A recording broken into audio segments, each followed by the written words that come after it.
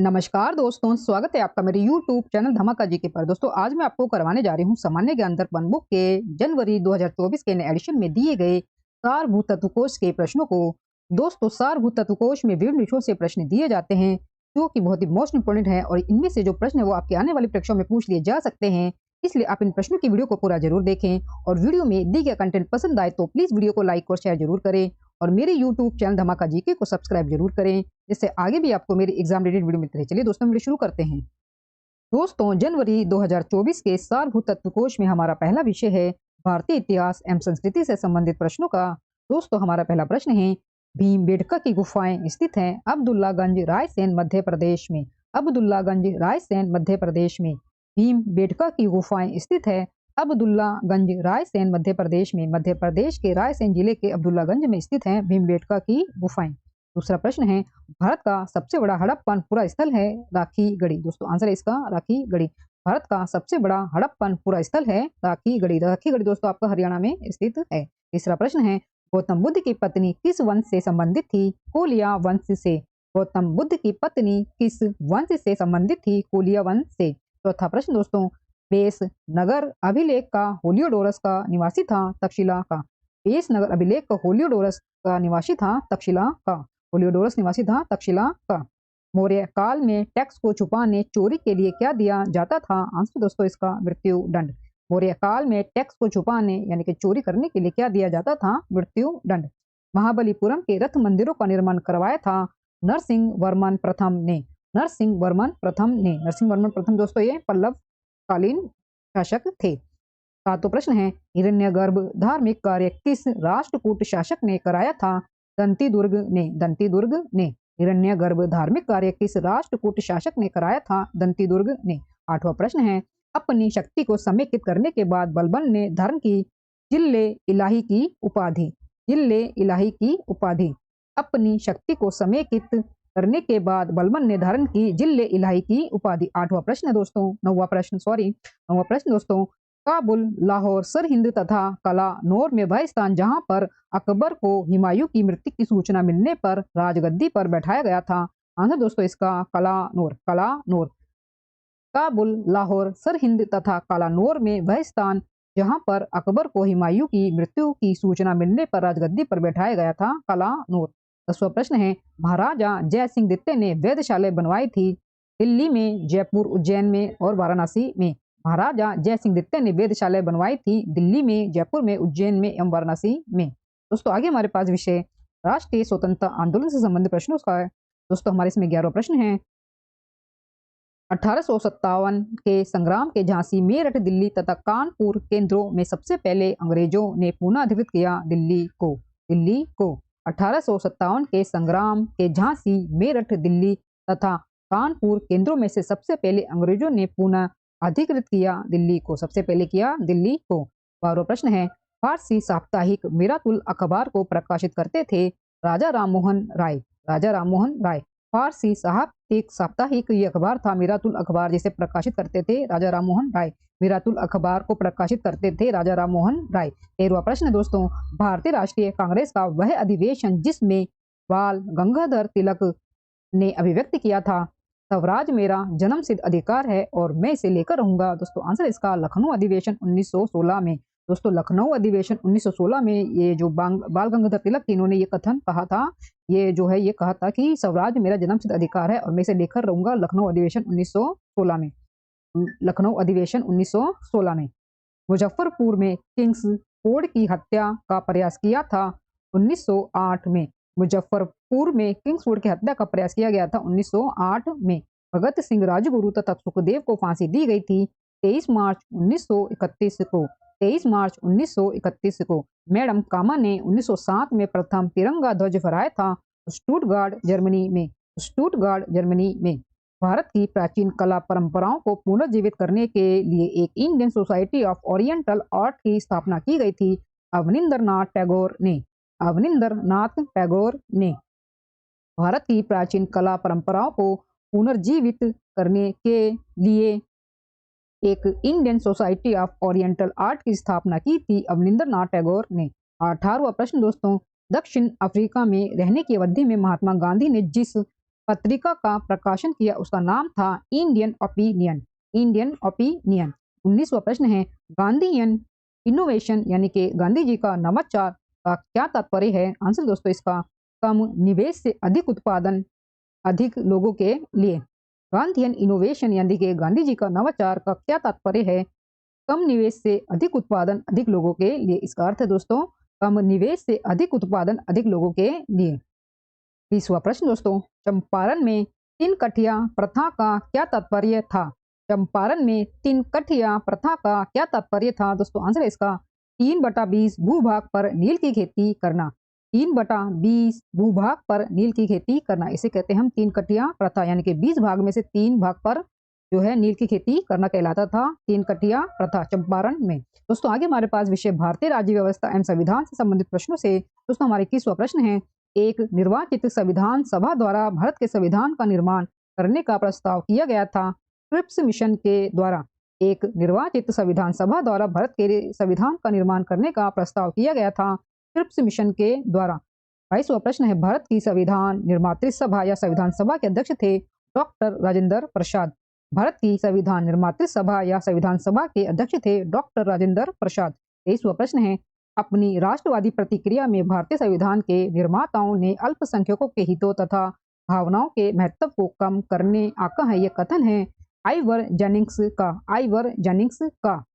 24वां प्रश्न है, नागरिकता से संबंधित प्रावधान संविधान के जिस भाग में है वह है भाग 2। आंसर दोस्तों इसका भाग 2 में नागरिकता से संबंधित प्रावधान दिए गए हैं संविधान के भाग 2 में।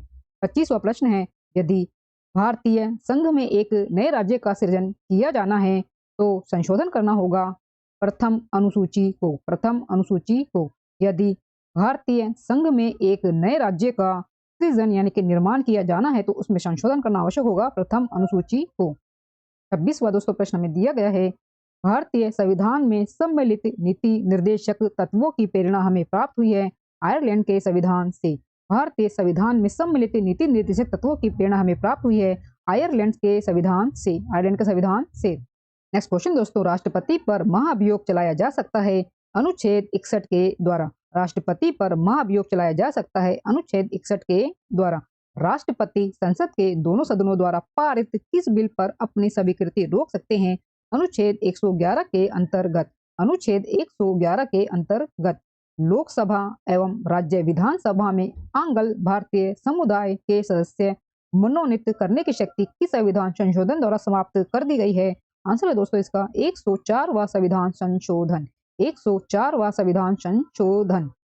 राष्ट्रपति के दोनों सदनों द्वारा पारित किस बिल पर अपनी स्वीकृति रोक सकते हैं? अनुच्छेद 111 के अंतर्गत लोकसभा एवं राज्य विधानसभा में आंग्ल भारतीय समुदाय से सदस्य मनोनीत करने की शक्ति किस संवैधानिक संशोधन के द्वारा समाप्त कर दी गई है? 104वां संविधान संशोधन के अंतर्गत। 30वां प्रश्न है, राजनीतिक शब्दावली में शून्यकाल का क्या अर्थ है? प्रश्न उत्तर सत्र। प्रश्न उत्तर का सत्र। शून्यकाल का अर्थ है प्रश्न उत्तर का सत्र। दोस्तों आगे हमारे पास विषय पर्यावरण एवं जैव विविधता से संबंधित प्रश्नों का। दोस्तों इसमें हमारा 31वां प्रश्न है, भारत का 53वां tiger reserve Ranipur tiger reserve विस्तृत है उत्तर प्रदेश के चित्रकूट जिले में। भारत का 53वां tiger reserve Ranipur tiger reserve विस्तृत है उत्तर प्रदेश के चित्रकूट जिले में।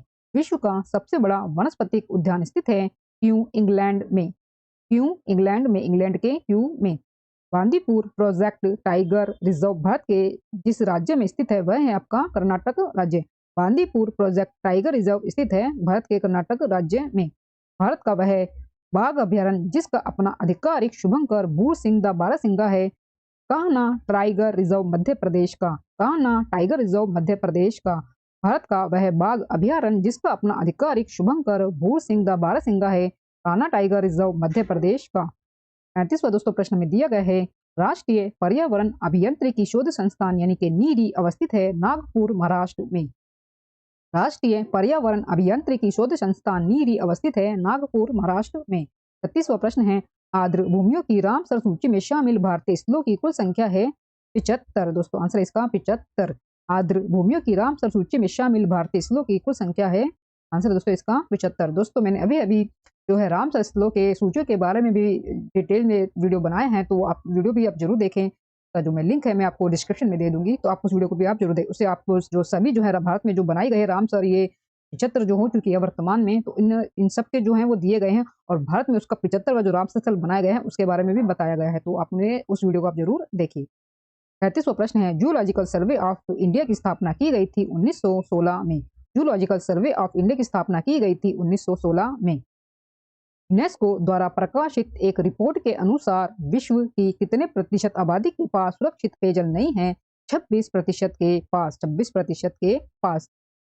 यूनेस्को द्वारा प्रकाशित एक रिपोर्ट के अनुसार विश्व की कितने प्रतिशत आबादी के पास सुरक्षित पेयजल नहीं है? 26% के पास। 39वां प्रश्न दोस्तों दिया गया है, गोरैया के पतन के बारे में जागरूकता पैदा करने के लिए विश्व गोरैया दिवस कब मनाया जाता है? 20 मार्च को। विश्व गोरैया दिवस कब मनाया जाता है? 20 मार्च को। गोरैया के पतन के बारे में जागरूकता पैदा करने के लिए विश्व गोरैया दिवस मनाया जाता है दोस्तों 20 मार्च को। 40वां दोस्तों प्रश्न है, राजस्थान में वर्ष 2018 में राज्य के भौगोलिक क्षेत्रफल का 29.1% क्षेत्र संरक्षित वन क्षेत्र के अंतर्गत था, जो वर्तमान में बढ़ाकर कितना हो गया है? 3.92%। 3.92%। दोस्तों आगे हमारे पास विषय जलवायु परिवर्तन एवं आपदा से संबंधित प्रश्नों का, और दोस्तों इसमें हमारा 41वां प्रश्न है, आर्द्र भूमियों के संरक्षण के लिए रामसर यानी कि ईरान में सम्मेलन हुआ था 1971 में। 1971 में। भूतल पर सीएफसी गैसों के स्रोत हैं स्प्रे डिस्पेंसर, वातानुकूलक, refrigerator, hair spray, shaving cream, विविध सौंदर्य प्रसाधन आदि। भूतल पर सीएफसी गैसों के स्रोत हैं स्प्रे डिस्पेंसर, वातानुकूलक, refrigerator, hair spray, shaving cream, विविध सौंदर्य प्रसाधन आदि। 43वां दोस्तों प्रश्न है, वातावरण में ग्रीन हाउस प्रभाव में वृद्धि होती है कार्बन डाइऑक्साइड के कारण। वातावरण में जो वृद्धि होती है, ग्रीन हाउस प्रभाव में जो वृद्धि होती है वो होती है आपकी कार्बन डाइऑक्साइड के कारण। पर्यावरण यानी कि वातावरण। क्योटो प्रोटोकॉल संबंधित है जलवायु परिवर्तन एवं ग्रीन हाउस गैस से। क्योटो प्रोटोकॉल संबंधित है जलवायु परिवर्तन व ग्रीन हाउस गैस से। 1992 के रियो पृथ्वी सम्मेलन में जारी एजेंडा 21 में एक महत्वपूर्ण विषय के रूप में शामिल किया गया था प्रदूषण को।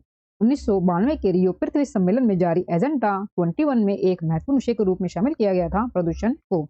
46वां दोस्तों प्रश्न में दिया गया है, पर्यावरण की रक्षा एवं सुधार के क्षेत्र में विलक्षण योगदान हेतु ग्लोबल 500 पुरस्कार दिया जाता है संयुक्त राष्ट्र पर्यावरण कार्यक्रम के द्वारा। पर्यावरण की रक्षा एवं सुधार के क्षेत्र में विलक्षण योगदान हेतु ग्लोबल 500 पुरस्कार प्रदान किया जाता है संयुक्त राष्ट्र पर्यावरण कार्यक्रम के द्वारा। 43वां दोस्तों प्रश्न है, ओजोन संरक्षण संबंधी अंतर्राष्ट्रीय संधि मॉन्ट्रियल प्रोटोकॉल पर हस्ताक्षर किया गया था 16 सितंबर 1987 को। 16 सितंबर 1987 को। भारत की जलवायु परिवर्तन पर प्रथम राष्ट्रीय योजना प्रकाशित हुई है वर्ष 2008 में। वर्ष 2008 में भारत की जलवायु परिवर्तन पर प्रथम राष्ट्रीय योजना प्रकाशित की गई है 2008 में। 49वां दोस्तों प्रश्न है, पारिस्थितिकी विज्ञान के तहत अध्ययन किया जाता है वातावरण एवं जीव समुदाय का। वातावरण एवं जीव समुदाय का। दोस्तों वीडियो में दी गया कंटेंट पसंद आ रहा हो तो प्लीज वीडियो को लाइक और शेयर जरूर करें और मेरे यूट्यूब चैनल धमाका जीके को सब्सक्राइब जरूर करें, जिससे आगे भी आपको मेरी एग्जाम रिलेटेड वीडियो मिलते हैं। दोस्तों हम आगे बढ़ते हैं, हमें प्रश्न दिया गया है 50वां प्रश्न, वायुमंडल में सर्वाधिक मात्रा में पाए जाने वाली गैस है नाइट्रोजन। वायुमंडल में सर्वाधिक मात्रा में पाए जाने वाली गैस है नाइट्रोजन। नाइट्रोजन। दोस्तों आगे हमारे पास विषय भारत एवं विश्व का भूगोल, और दोस्तों हमारा प्रश्न शुरू हो रहा है 51वें प्रश्न से। भारत को दो लगभग बराबर भागों में विभाजित करने वाला अक्षांश है 23 डिग्री 30 उत्तरी अक्षांश कर्क रेखा। भारत को दो लगभग बराबर भागों में विभाजित करने वाला अक्षांश है 23 डिग्री 30 उत्तरी अक्षांश कर्क रेखा। कर्क रेखा। बांग्लादेश की सीमा से लगे भारत के राज्य हैं मेघालय, असम, पश्चिम बंगाल, त्रिपुरा एवं मिजोरम। बांग्लादेश की सीमा से लगे भारत के राज्य हैं मेघालय, असम, पश्चिम बंगाल, त्रिपुरा एवं मिजोरम। 53वां दोस्तों प्रश्न है, पश्चिमी भाग में हिमालय की श्रेणियों का दक्षिण से उत्तर की ओर सही क्रम है शिवालिक, लघु हिमालय, महान हिमालय। पश्चिमी भाग में हिमालय की श्रेणियों का दक्षिण से उत्तर की ओर सही क्रम है शिवालिक, लघु हिमालय, महान हिमालय। शिवालिक, लघु हिमालय, फिर महान हिमालय। प्राचीन भारतीय ऐतिहासिक भूगोल में रत्नाकर नाम सूचक था हिंद महासागर का। रत्नाकर नाम सूचक था हिंद महासागर का। बांग्लादेश में गंगा नदी को पुकारा जाता है पद्मा। बांग्लादेश में गंगा नदी को पुकारा जाता है पद्मा के नाम से। मोना लोआ एक सक्रिय ज्वालामुखी है हवाई द्वीप यूएसए का। महाद्वीप जिसमें प्रति व्यक्ति भूमि सर्वाधिक है ऑस्ट्रेलिया में। महाद्वीप जिसमें प्रति व्यक्ति भूमि सर्वाधिक है ऑस्ट्रेलिया में। रियो ग्रांडे नदी सीमा बनाती है मैक्सिको एवं संयुक्त राज्य अमेरिका के मध्य। रियो ग्रांडे नदी सीमा बनाती है मैक्सिको एवं संयुक्त राज्य अमेरिका के मध्य। पक्षियों का महाद्वीप के नाम से जाना जाता है दक्षिणी अमेरिका को। दक्षिणी अमेरिका को पक्षियों के महाद्वीप के नाम से जाना जाता है दक्षिणी अमेरिका को। 8वां प्रश्न है, वह बंदरगाह जिसे विश्व के कॉफी बंदरगाह के रूप में जाना जाता है सैंटोस। वह बंदरगाह जिसे विश्व के कॉफी बंदरगाह के रूप में जाना जाता है दोस्तों, आंसर इसका सैंटोस। दोस्तों आगे हमारे पास विषय भारतीय अर्थव्यवस्था से संबंधित प्रश्नों से दोस्तों हमारा 61वां प्रश्न दिया गया है, मेक इन इंडिया पहल का आरंभ कब हुआ था? 27 सितंबर 2014 को। 62वां प्रश्न दोस्तों, मेक इन इंडिया पहल से भारत को होने वाले लाभ क्या हैं? आंसर दोस्तों इसका, देश उच्च क्रेडिट रेटिंग प्राप्त करेगा, भारत का वैश्विक विनिर्माण केंद्र बनाने में मदद करेगा, भारत में अधिक निवेश आकर्षित होगा, भारत में अधिक निवेश आकर्षित होगा। 63वां प्रश्न दोस्तों, एक जिला एक उत्पादन ODOP का प्रमुख प्रयोजन क्या है? आंसर दोस्तों इसका, प्रत्येक जिलों से स्वदेशी उत्पादों के प्रचार प्रसार और उत्पादन को सुगम बनाना, किसान, कारीगरी और कपड़ा, हस्तकरघा, हस्तशिल्प, कृषि और प्रसंस्कृत उत्पादों के उत्पादनकर्ताओं को एक मंच प्रदान करना। 64वां प्रश्न है, हरित कौशल विकास कार्यक्रम GSDP को कब लॉन्च किया गया था? जून 2017 में। हरित कौशल विकास कार्यक्रम GSDP को कब लॉन्च किया गया था? जून 2017 में। भारत किस वर्ष तक अपनी गैर जीवाश्म ऊर्जा क्षमता 500 गीगावाट तक प्राप्त कर लेगा? वर्ष 2030 तक। वर्ष 2030 तक। भारत किस वर्ष तक अपनी गैर जीवाश्म ऊर्जा क्षमता 500 गीगावाट तक प्राप्त कर लेगा? वर्ष 2030 तक। अगला प्रश्न है, 2070 तक नेट जीरो शून्य कार्बन उत्सर्जन लक्ष्य प्राप्त करने से पहले एक पूर्व आवश्यकता क्या है? हरित कौशल को विकसित करना। हरित कौशल को विकसित करना।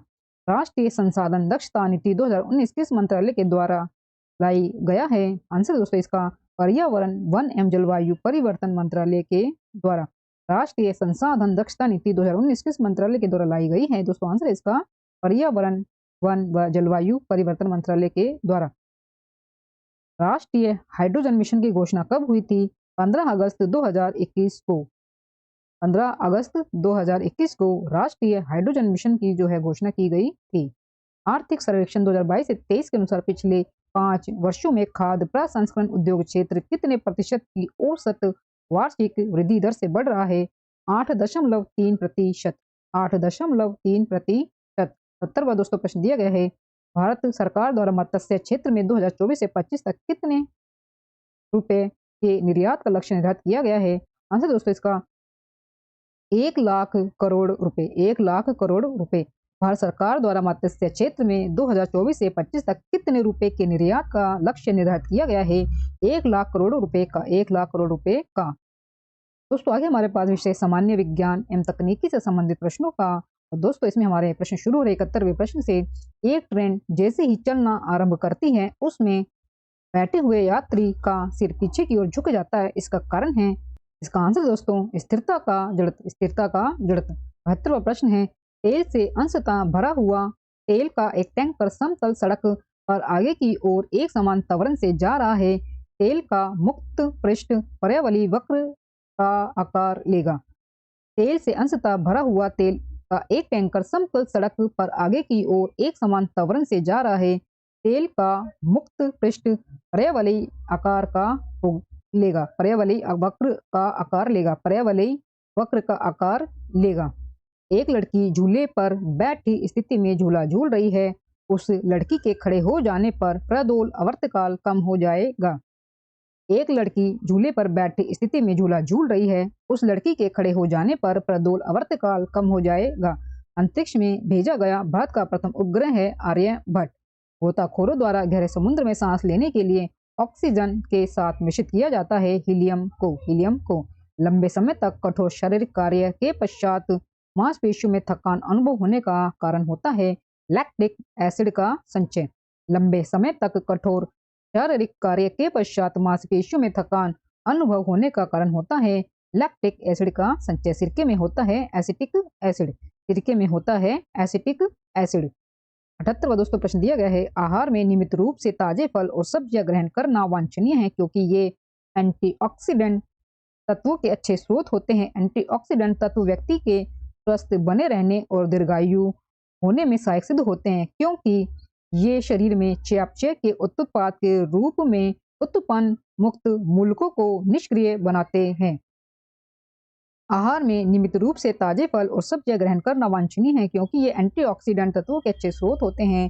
एंटीऑक्सीडेंट तत्व व्यक्ति के स्वस्थ बने रहने और दीर्घायु होने में सहायक होते हैं क्योंकि ये शरीर में चयापचय के उत्पाद के रूप में उत्पन्न मुक्त मूलकों को निष्क्रिय बनाते हैं। आगे है दोस्तों प्रश्न, फूलों के अध्ययन को कहते हैं एंथोलॉजी।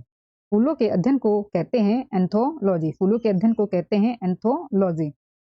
प्रथम विश्व युद्ध में रासायनिक आयुध के रूप में प्रयोग किया गया था मस्टर्ड गैस का। मस्टर्ड गैस का।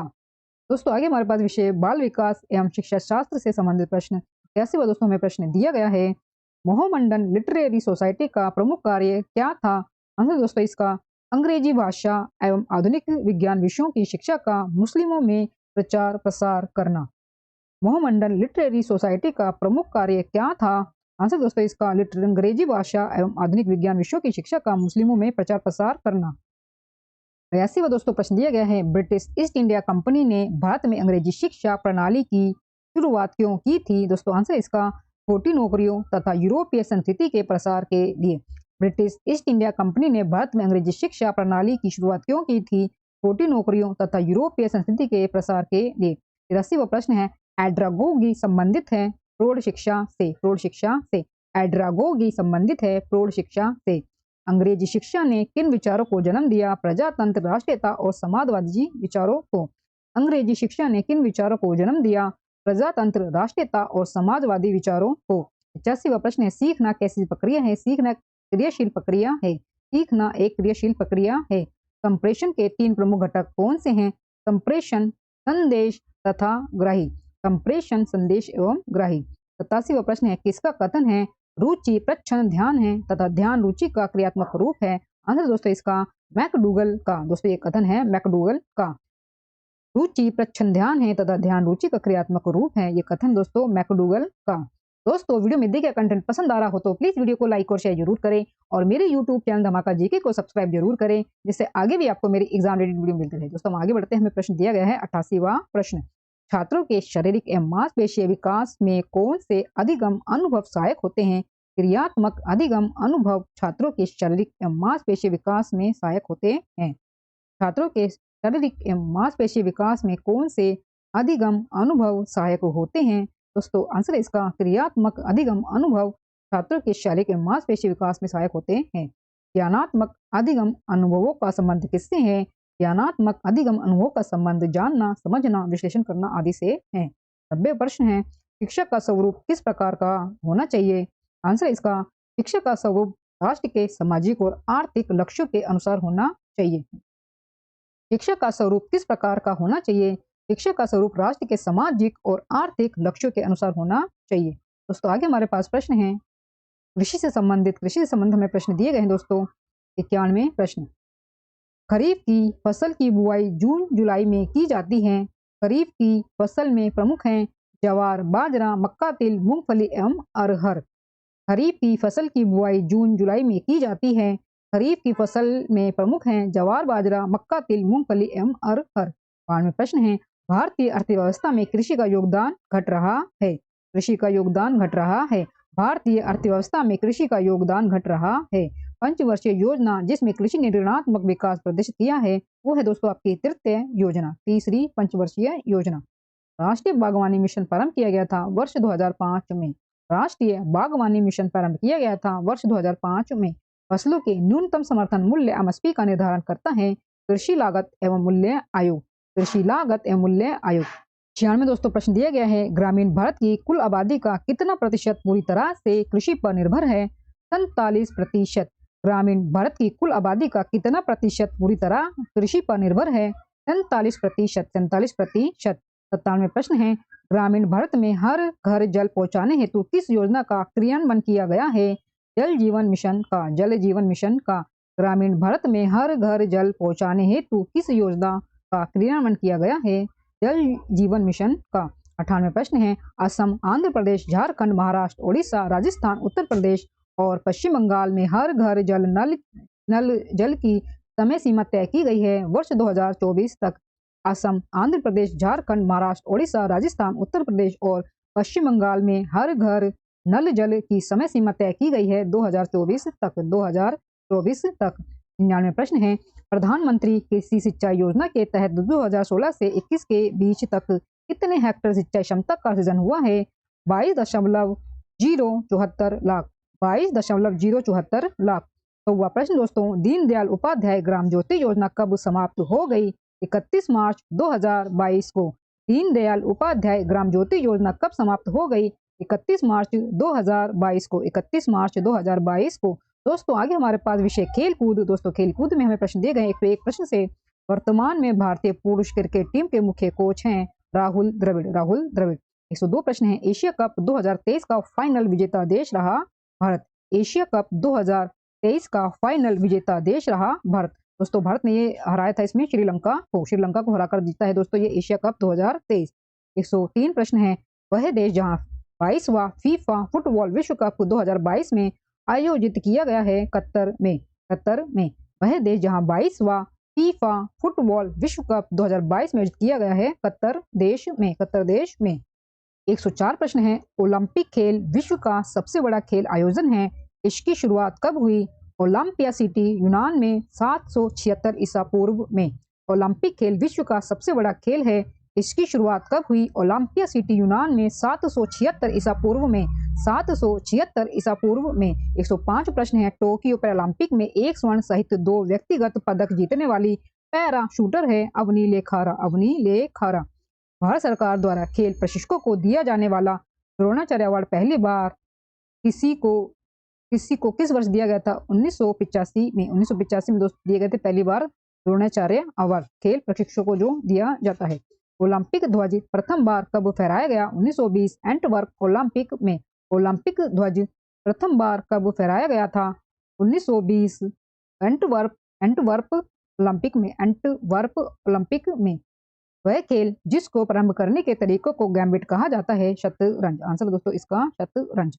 109 प्रश्न दोस्तों, महिला T20 वर्ल्ड कप 2023 का विजेता देश रहा ऑस्ट्रेलिया। दोस्तों आंसर है इसका ऑस्ट्रेलिया।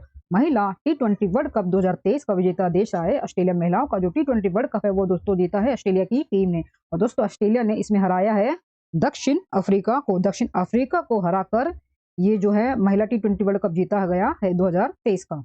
आगे 110 प्रश्न है दोस्तों, गोल्डन बॉल पुरस्कार किस खेल का प्रतिष्ठित पुरस्कार है? फुटबॉल का। फुटबॉल का। गोल्डन बॉल पुरस्कार किस खेल का प्रतिष्ठित पुरस्कार है? फुटबॉल का। दोस्तों आगे हमारे पास कंप्यूटर ज्ञान से संबंधित प्रश्न। दोस्तों हमारा इसमें 111 प्रश्न दिया गया है। कंप्यूटर की स्मृति का मापन किया जाता है बिट्स के द्वारा। बिट्स के द्वारा। सबसे कॉमन या सबसे अधिक प्रयोग होने वाली इनपुट डिवाइस है माउस और कीबोर्ड। माउस और keyboard. Common business oriented language का संक्षिप्त रूप है COBOL. Common business oriented language का संक्षिप्त रूप है कोबोल। विश्व का तीव्रतम सुपर कंप्यूटर फ्रंटियर का विकास किस देश के द्वारा किया गया है? अमेरिका के द्वारा। विश्व का तीव्रतम सुपर कंप्यूटर फ्रंटियर का विकास किस देश के द्वारा किया गया है? अमेरिका के द्वारा। 19 जनवरी 2023 को किस रॉकेट के द्वारा 51 स्टारलिंक इंटरनेट उपग्रह लॉन्च किए गए थे? फॉल्कन 9 के द्वारा। फॉल्कन 9 के द्वारा।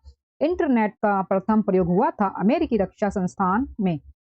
एक प्रकार की डेटा स्टोरेज डिवाइस जो डिजिटल डाटा रिकॉर्ड करने के लिए उच्च शक्ति लेजर किरण का प्रयोग करती है, optical disc. Optical disc. Mouse का आविष्कार 1964 में डॉक्टर डगलस एंजलबर्ट ने किया था जो किसका बना था? लकड़ी का। लकड़ी का। माउस का आविष्कार 1964 में डॉक्टर डगलस एंजलबर्ट ने किया था जो किसका बना था? लकड़ी का। लकड़ी का। FTP का पूरा नाम है file transfer protocol. File transfer protocol. 120वां प्रश्न दोस्तों, माइक्रोसॉफ्ट के द्वारा MS वर्ड प्रोग्राम को लाया गया था 1985 में। माइक्रोसॉफ्ट के द्वारा MS वर्ड प्रोग्राम को लाया गया था 1985 में। दोस्तों आगे हमारे पास विविध से संबंधित प्रश्न। दोस्तों इसमें हमारे प्रश्न दिए गए हैं 121वें प्रश्न से। सूर्य किरण युद्ध अभ्यास किन दो देशों के बीच आयोजित होने वाला युद्ध अभ्यास है? भारत और नेपाल देश के बीच।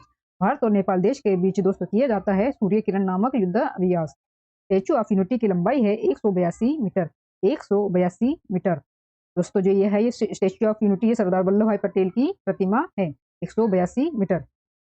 खेल रत्न पुरस्कार प्राप्त करने वाली प्रथम महिला पैरा एथलीट हैं दीपा मलिक।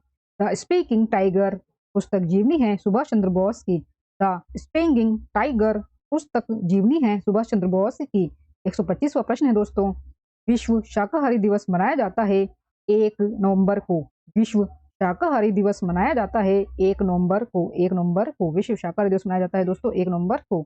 126वां प्रश्न दोस्तों, संयुक्त राज्य अमेरिका का उपग्रह प्रक्षेपण स्थल John F Kennedy space centre स्थित है फ्लोरिडा में। फ्लोरिडा में। 127वां प्रश्न है, जीका वायरस का प्रमुख वाहक है एडिस इजिप्टी मच्छर। एडिस मच्छर। जीका वायरस का प्रमुख वाहक है एडिस मच्छर। एडिस मच्छर। मैन ऑफ डेस्टिनी प्रसिद्ध उपनाम है नेपोलियन बोनापार्ट का। नेपोलियन बोनापार्ट का। मैन ऑफ डेस्टिनी प्रसिद्ध उपनाम है नेपोलियन बोनापार्ट का। 129वां दोस्तों प्रश्न है, पवित्र भूमि के उपनाम से जाना जाता है यरूशलेम को। पवित्र भूमि के उपनाम से जाना जाता है यरूशलेम को। दोस्तों ये हमारा अंतिम प्रश्न है। 130वां प्रश्न, भारत में पहली बार दूरदर्शन में रंगीन कार्यक्रमों का प्रसारण कब हुआ था? 25 अप्रैल 1982 को। 25 अप्रैल 1982 को भारत में पहली बार दूरदर्शन में रंगीन कार्यक्रमों का प्रसारण हुआ था 25 अप्रैल 1982 को। दोस्तों इसी अंतिम प्रश्न के साथ सामान्य ज्ञान दर्पण बुक के जनवरी 2024 के नए एडिशन में सारभूत तत्व कोश में दिए गए सभी प्रश्न हमारे पूरे होते हैं। दोस्तों वीडियो में दिया गया कंटेंट पसंद आया हो तो प्लीज वीडियो को लाइक और शेयर जरूर करें और मेरे यूट्यूब चैनल धमाका जीके को सब्सक्राइब जरूर करें, जिससे आगे भी आपको मेरी एग्जाम रिलेटेड वीडियो मिलती रहे। दोस्तों मिलते हैं नेक्स्ट वीडियो में टॉपिक के साथ, तब तक के लिए धन्यवाद।